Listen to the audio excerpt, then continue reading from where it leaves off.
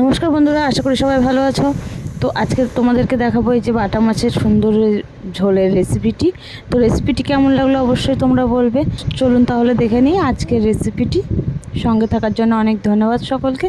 তো পাশে থাকবেন এবং সম্পূর্ণ ভিডিওটি দেখবেন। ভালো লেগে থাকলে লাইক এবং কমেন্ট করে দেবেন। আমার চ্যানেলটিতে নতুন হয়ে থাকেন তবে অবশ্যই সাবস্ক্রাইব করে দেবেন। ভীষণ বড় বড় দেখো বাটা মাছ নিয়ে এসেছে বাজার থেকে। একদম বাটা মাছগুলো ডিমে ভর্তি। তো আমি 3টে বাটা গোটা গোটা রেখেছি আর 2টো বাটা মাছ মধ্যে মধ্যে কেটে কেটে নিয়েছি। তো সম্পূর্ণটা বাটা মাছটাকে আগে ভাজা করে নেবো। এই বাটা মাছটা দিয়ে পটল দিয়ে একটা সুন্দর রেসিপি, ঝোল রেসিপি, মানে মাছের ঝোলের মতো একটা রেসিপি করবো।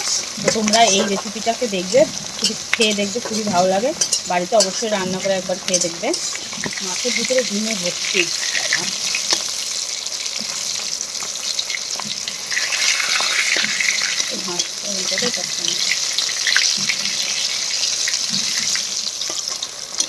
রান্নাগুলো আমাদের মা ঠাকুমাদের কাছে শেখা। তো মা ঠাকুমাদের রান্না আশা করি সবার ভালো লাগবে। তো এই রান্নাগুলো বিশেষত মাদের কাছ থেকেই শেখা। তো কেমন লাগে এই রান্নাগুলো অবশ্যই কমেন্ট করে বলবে। অনেকে দেখো কিন্তু কমেন্ট করো না, তোমরা অবশ্যই একটু কমেন্ট করে দেবো। মাছগুলো ভাজা হয়ে গেছে, তুলে নিচ্ছি। দেখো ডিমে ভরা পেটের ভিতরে, মাছের একেবারে ডিম ডিম ভরা। কি মাছগুলো ভেজে নেব। দেখো মাছের ডিম কত,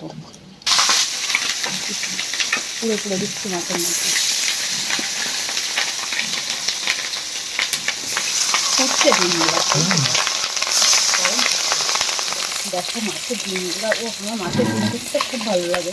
কে কে মাছের ডিম খেতে ভালোবাসে অবশ্যই বলো কমেন্ট করে। দেখো মাছের ডিমগুলো খুবই ভালো লাগে।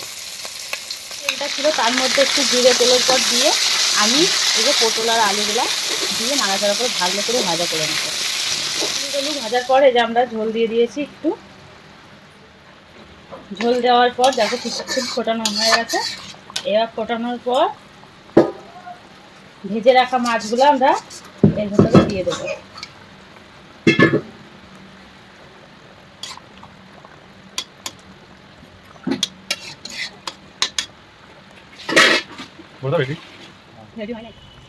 পেটে রাখা যে মশলাটা সেটা এবার দিয়ে দিচ্ছে।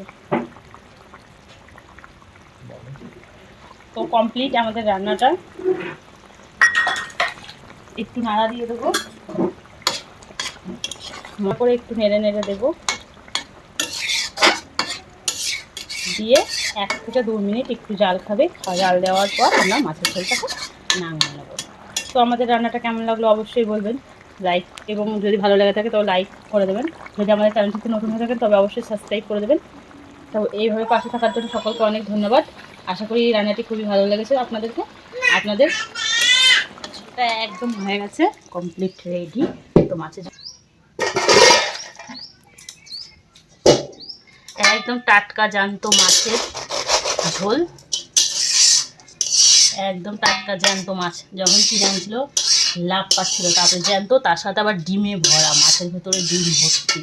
এখন যেহেতু বর্ষার সিজন তাই জন্য মাছের ডিম ভর্তি হয়ে আছে। তো রান্না আজকে এই পর্যন্তই কমপ্লিট আমাদের রান্না।